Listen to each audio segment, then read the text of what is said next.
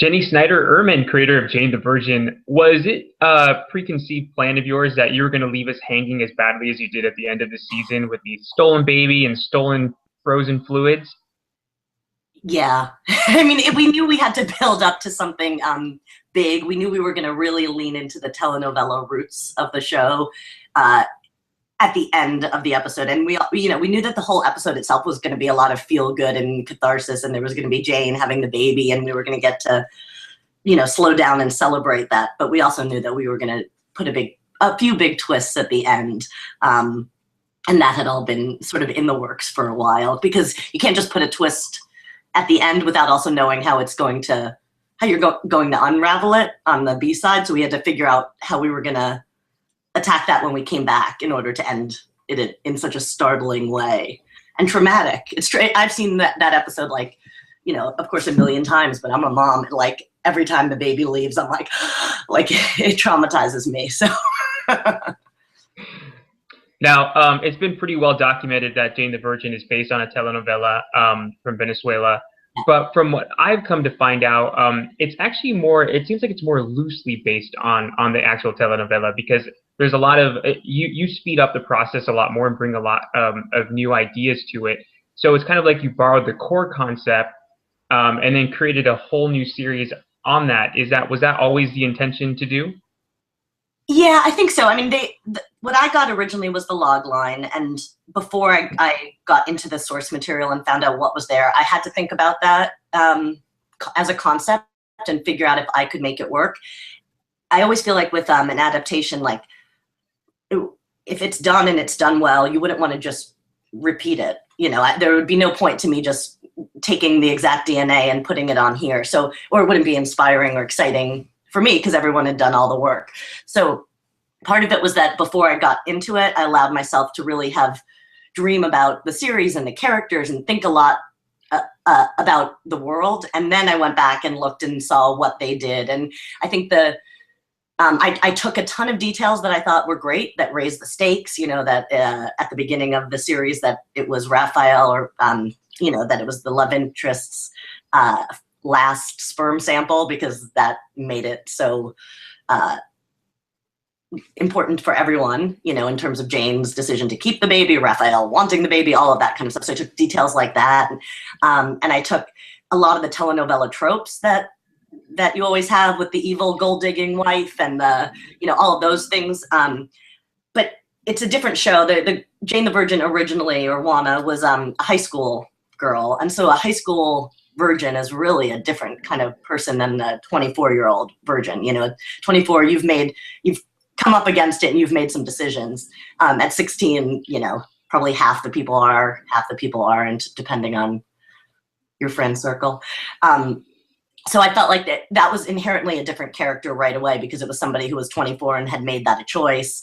That brought me to who her mother was, and so that became a different character, and who her mother's mother was. And then to me, it was about the core of the three women. And so I just sort of departed from the original source material. And in the original, she finds out she's pregnant, episodes and episodes in, and that's like act one of our pilot break. I just knew we were going to move quickly in order to get to all the craziness that happens afterwards. I wanted the audience I didn't want the audience to be waiting for the characters to catch up to where they were in the journey. I wanted us to be on the journey together. And that was a big consideration, because if I kept that secret longer, that the audience knew she was pregnant, but no one else did, then you're just watching characters come to something that the audience already knows. And I think that takes some of the excitement out of the storytelling. So I wanted us to all be on the same page. Now, was there something specific that you did to prep when you were first doing Jane? Because I remember you had told me originally that it was when the concept was first sent to you, you kind of were a little hesitant on it. But then was there anything that talked you in to it while you were? It was really that first weekend, like the first. I did all my research about the genre and about telenovelas and about all the tropes that I wanted to play with. I did that after I had an initial moment with the log line where I thought it was too crazy, and I took walks around my neighborhood, as I do when I'm trying to think about ideas, and just kind of let myself dream about it a little while. And when I came back from this walk, I was invigorated by the idea of these 3 generations of women and how their choices had impacted one another. And I had figured out, you know, I thought, oh, you know, because it's going to be a question of whether she has an abortion or not in the pilot. And I had sort of, at the end of that walk, I realized, oh, she's going to realize her grandmother wanted her mother to have an abortion. Like, I was going to flip a few things. Like, I just kind of came out of that walk with the spine of the story. And then I got inspired and wanted to dive into those characters. So it was really like an initial, you know, you have to let go of all of the trappings of what the project is or couldn't be and see if there's an initial inspiration for you. And I became excited about the idea of these 3 women and how this crazy event would change everybody's lives around Jane. And then after I got interested in that, then I went back to the source material and I read about telenovelas and I got deeper into the process. Now, was it always the intention? I mean, just because it was borrowed from a telenovela doesn't mean it has to, you know, have a Latin culture focus. Was it always your intention to have that? Because it seems the way that the characters are written, the 3 generations, especially the, you know, Abuela and Zoe and Jane herself, could be any culture or any woman. You don't hone in on these like specific, you know, like we're gonna have a hat dance in here because it's Latinas, you know. Yeah, I mean, Jane is an American girl. She grew up in America. Her favorite food is grilled cheese, specifically grilled cheese. You know, it's, I wanted it to be Latina characters though, because I wanted to be, have a relationship, the show to have a relationship with the genre. And I wanted the characters to be real fans of telenovelas. And huge fans of telenovelas in the States are largely Latina. And so that was my initial sort of connection of the people whose story we would tell to the form that we were telling it through. And I really wanted them to love, because I wanted them to love telenovelas because I wanted us to be able to embrace the genre and able to, you know, comment on it at the same time as exploit what makes them so exciting, all the twists and turns and shocking, you know, cliffhangers and reversals. And so I really wanted to, like, I wanted the show to feel a little bit like a carnival of tropes and fun. And part of that was the character of Jane and Zoe and Alba and their connection to telenovelas and how that had sort of laid the foundation for them of their ideas of romance and their ideas of family and their ideas of good and evil and all of that. So that was where that decision came from initially.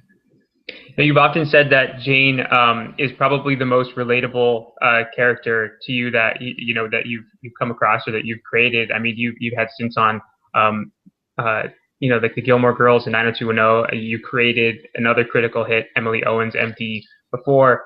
But does having this kind of, I guess, relatability to Jane, does it make it easier to write, or is it because you have so much, you relate so much and you have so much specifics that you could toss in there, does it make it harder to write? I think there's enough I identify with about Jane that gives me good access points, and then there's enough that's so different between us that I don't have that feeling of like, I wouldn't do that. You know, those kind of push and pulls if you're too directly connected. For a while, I kept saying like, Jane can't be a writer. Like, she can't want to be a writer.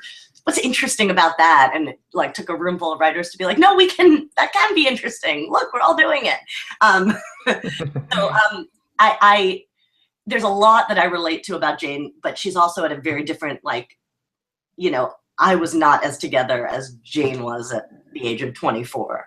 Like, I relate to Jane more now, I think, as I just turned 40, as a 40-year-old, than as like a 24. She's much more confident in who she was and who she wants to be and like what her place is in the world. And she's less driven by insecurities than I was. And all, you know, she's sort of a wish fulfillment of like maybe who I want my daughter to be at 24, I would say. Somebody that's confident and driven and smart and, you know, after the right things, connections and fun and human emotion, and wants to feel like she's doing good in the world, I think. So I think there's a lot of wish fulfillment in that Jane character. And my daughter's nothing like her, but I constantly try to, I mean, she's 4, but I try to, you know, tell her over and over how kind Jane and Gina are as a source of inspiration.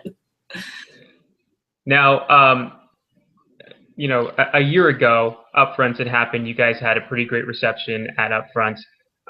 Still, you know, people were like, there's a show called Jane the Virgin, this title. But then, it came out in the fall, and many hailed it as the best new show to come out in the fall season. How? I mean, I know we've talked about this before, but did it add any pressure, and how crazy was it to hear all of this great critical response to the show? Totally, totally crazy, totally unexpected. I mean, my last show was not a critical hit. It was some people liked it, some didn't. It was just, I had a very different experience, and I loved making it, learned a lot, loved the people I worked with. With Jane, I felt like this is something different, and I'm going to just sort of give it my all. It was kind of like, I'm going to not try to please anyone in writing it, or not trying to write something to get it on the air. I was just going to try to write something that I thought could be fun and, quirky and whimsical. But it lived in this little bubble with, me and Brad and our actors and the studio and network who had seen it through the pitch and the process. And then to have it go out in the world and to have people like it number one, you're just not expecting that. You just really, you set things out into the world with a great amount of fear, I think, because it stops being this thing that you can protect and that everyone's nurtured. And then it was just overwhelming. It was overwhelming that people liked it. It put a lot, I was really, really hard on that second episode, because I felt like it's gotta, because I felt like people were really liking the pilot, but everyone was coming out of the pilot being like, can they sustain this tone? And what's the show?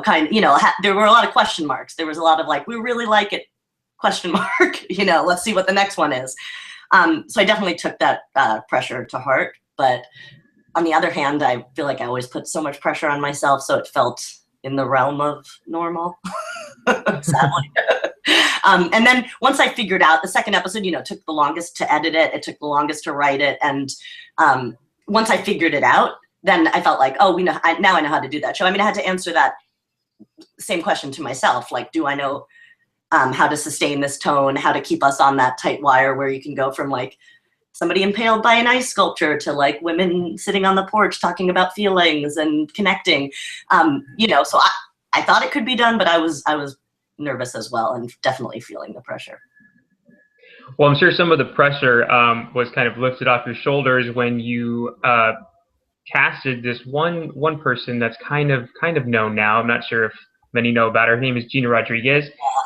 She was with us a few days ago, and she told us that after the audition and when she was cast, you guys, or you had called her, your horse, and that you're putting everything, on her. Can you tell us a little bit about what she's meant to the show? Because I imagine she's exceeded your expectations.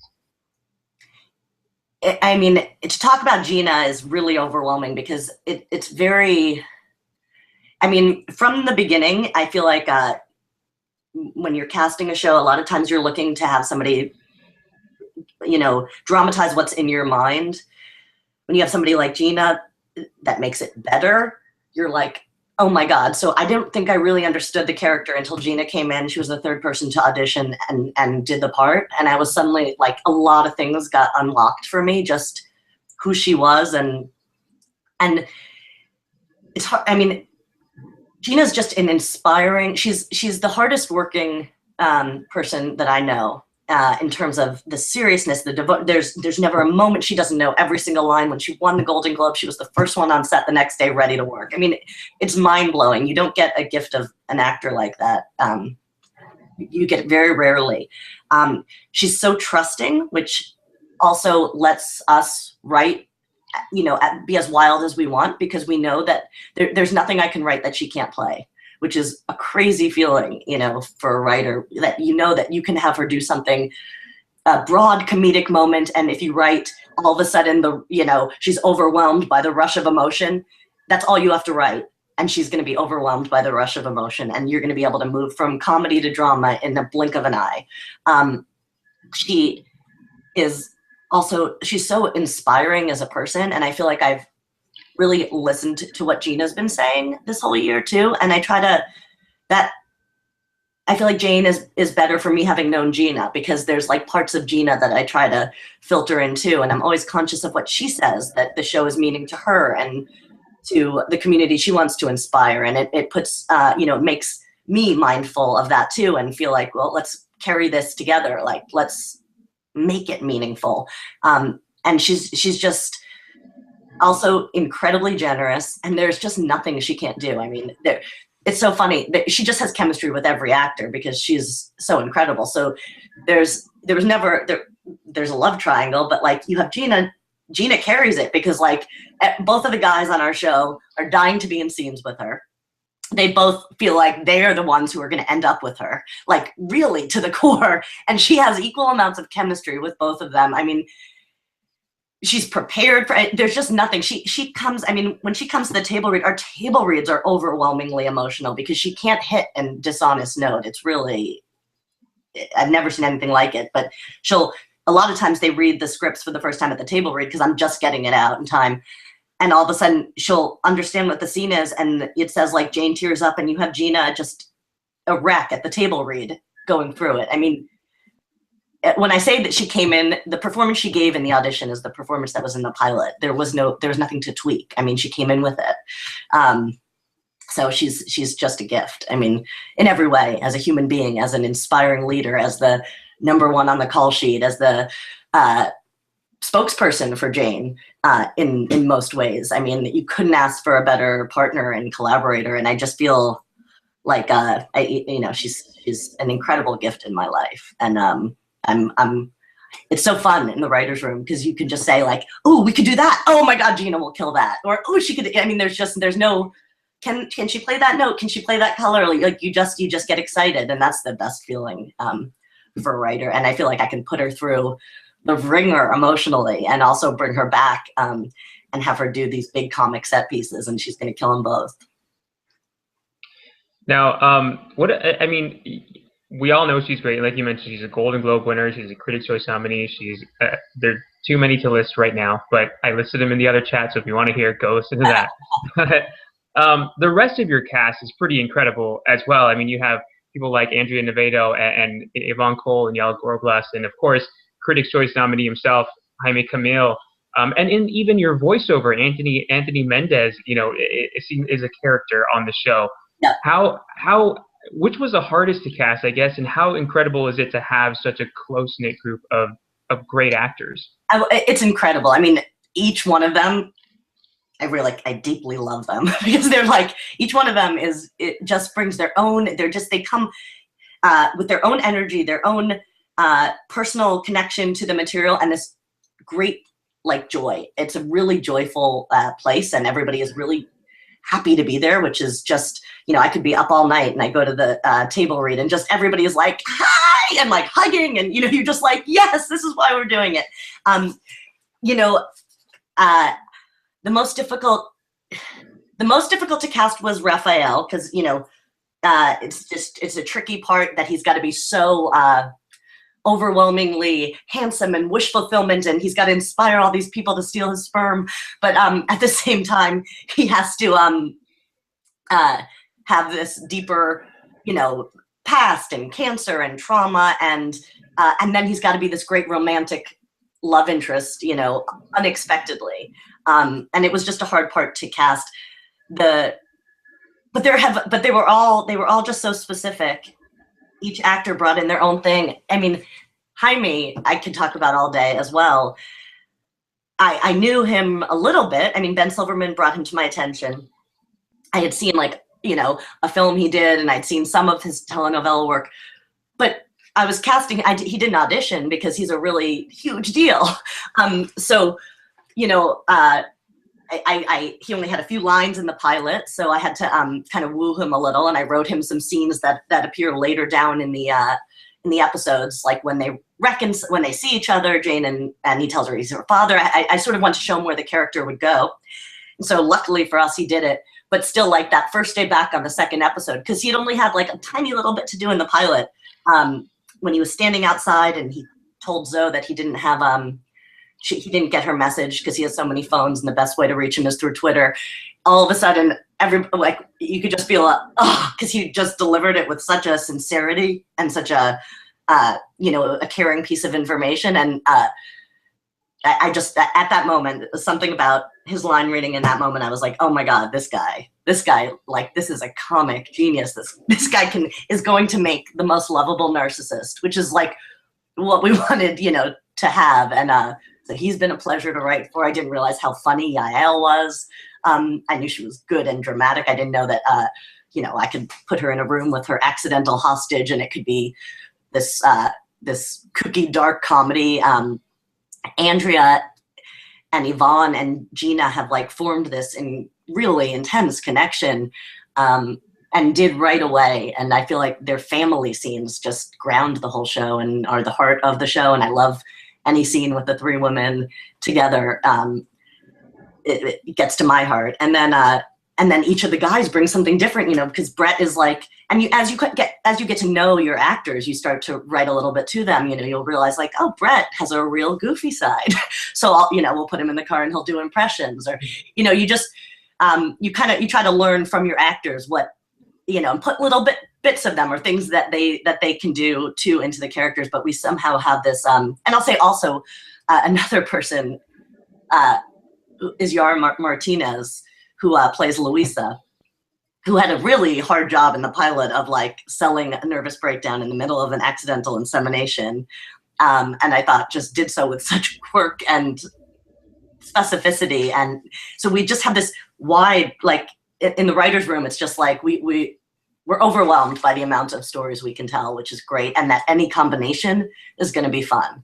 And you can kind of keep developing different combinations of people. You know, the bromance between Rogelio and Michael somehow didn't come to us until, you know, late in the season. And then we were like, this is going to be fun. And, you know, there's so many things that we were excited to write about. So it's just, I don't know. And Anthony, I mean, I listened, I can't even tell you how many voices I listened to in the car going back and forth when we were shooting the pilot, and kept narrowing it down to like, okay, now we're between 10, here's 5, and then going back and forth with Brad. And he's also a huge gift. I mean, you know, we do our sessions where he records the voiceover, and, you know, it's just, you know, I'll tell him like, you don't really like Michael that much in that moment. So when you're saying this, it's a little bit more judgy. And like, you know, I would have to do that more at the beginning. Now he gets that who his character is in relation, and he's snarky, and he's amazing. And he's also a pleasure to work with. It's really like this utopian kind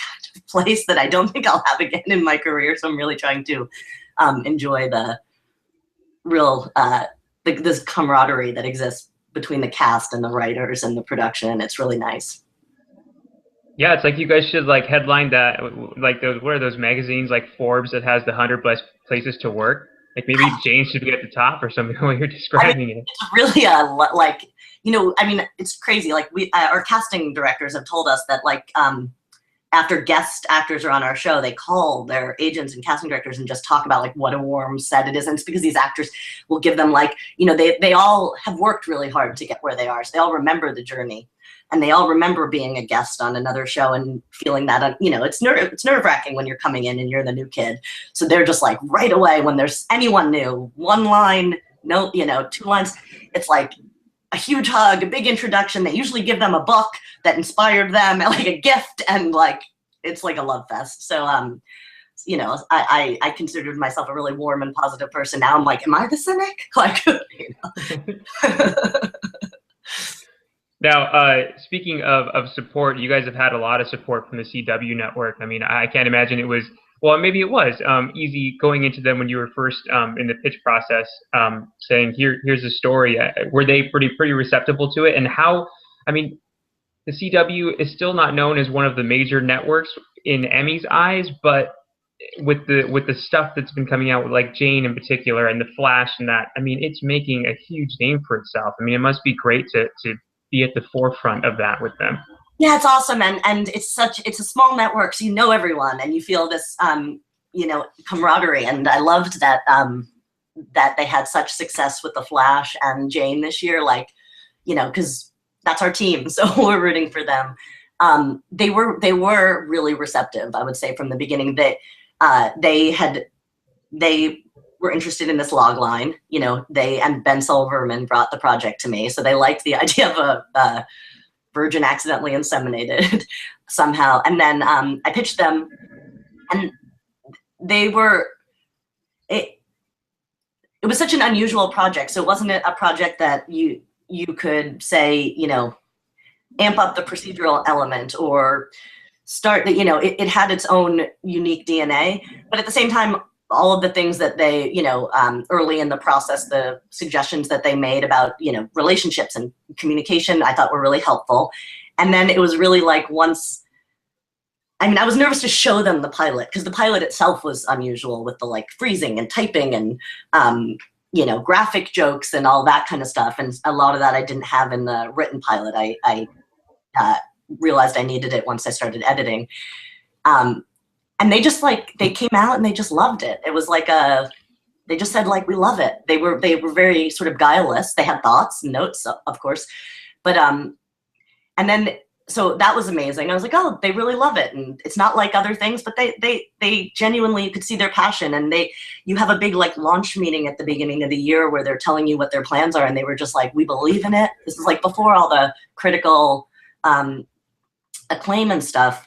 They were just like, we believe in this. We're going to give it time to grow. We're going to put a huge marketing campaign and push behind it. And we're not looking for the same numbers as The Flash. We're looking to build it. We've been, you know, but they just gave me this sense of like, we believe in the project and we're going to be behind it.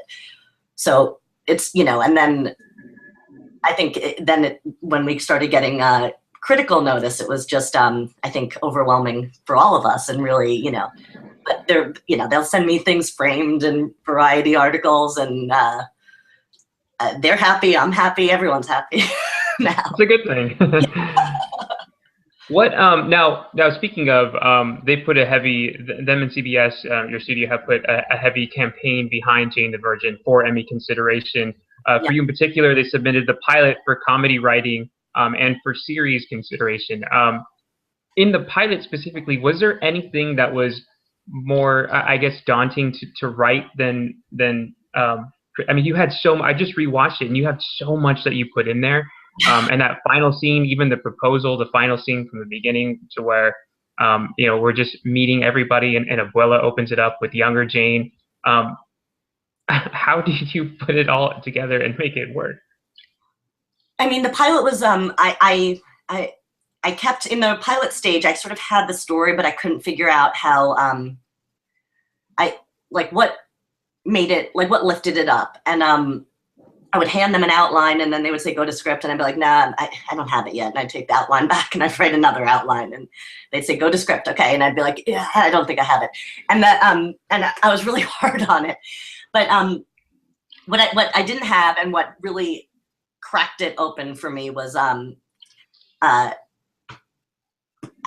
my last step in the journey, the thing, like I couldn't figure out, there was something missing throughout the whole thing. And I had a family that had this relationship to telenovelas and that was, you know, informed their ideas of romance and danger and all that. But I couldn't, there was one thing missing, and what was missing was the actual connection that Jane's father was this huge telenovela star and that he would appear to her and that there would be those, the magical realism element. And I knew I wanted some of that, but I didn't know how it would pay off. So I had this magical realism, but I didn't have it coming around to the fact that Rogelio is Jane's father. And that was my final piece. And once that clicked into place, the whole thing felt like it had a frame and a canvas and a kind of like a bit of a wink, you know, within what it was and the genre. And so that was the challenge for me, that last piece. I also knew like I wanted to be able to like tell the story of her decision of what to do with this baby in the pilot, but that we had to start like a million other stories so that when you came back, you would be interested in all of the people around her, because this doesn't just impact Jane. It's just like, you know, an earthquake in the middle of, you know, our 7 main characters' lives, this accidental artificial insemination. So I wanted to make sure that you were interested in all the other people too. And that they had stories that were starting, that we were coming into their lives in the middle of something too. So it was a tricky, it was a hard pilot to write. It was definitely the hardest I've worked on a pilot. And it was just a trick to get the tone right. Well, obviously it worked. I mean, because of your show, the CW has been in an award sphere that it's never been before. I mean, you guys won a People's Choice Award. You won an AFI Award for Program of the Year, Peabody Award, which is massive, the Critics' Choice nomination for Comedy Series, Golden Globe nomination for Comedy Series, and 2 TCAs, well, 3 if you including Gina's, but for Outstanding New Program and Outstanding Achievement in Comedy. And now, as we talked about, there's this campaign and a lot of Emmy buzz. A lot of experts are backing Jane for Comedy Series and Actress and a slew of other Emmy nominations. I know it's probably hard to wrap your mind around, but what would this type of Emmy attention? I mean, it's the big one in television. What would this Emmy attention mean to you and to Jane and to to the show as a whole? I mean, it's so huge. It's such a huge thing. I think if you had told me a year ago that I could even dream in that sphere, I would have been like, really, for this pilot I'm writing? No. So it's really to be in having this chat with you, to be all a Peabody or like that. It's overwhelming. It's really overwhelming to be in that even in the conversation. And I really do feel like, God, to be in the conversation is a huge win, because who would have thought? It's scary to me to be in a place where you're suddenly hoping for something like that, because it was not something that was even near my radar. And the biggest thing it would be this validation and extra exposure for the show. And I think it would drive more people to check it out and to watch it. So that would be the biggest, besides the fact that it would blow my parents' minds. I think that would be the biggest thing. And it's the real, as a TV writer, I've watched the Emmys forever.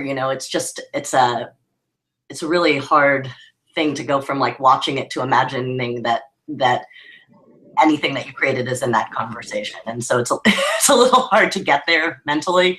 But I mean, the whole journey has been so unusual and incredible for us. So we're just kind of going with it and hoping, but trying to just we're back in the writers' room season 2, so that's what our day-to-day focus is on. Well, at Gold Derby, we wish you the best of luck, and are pulling for you at the Emmys. Thank you again for joining us, and we hope to have you again soon as an Emmy nominee. Thank you, Ralph. Thank you so much, and thanks for all the support of the show. It's really been incredible and overwhelming, and all of the over words.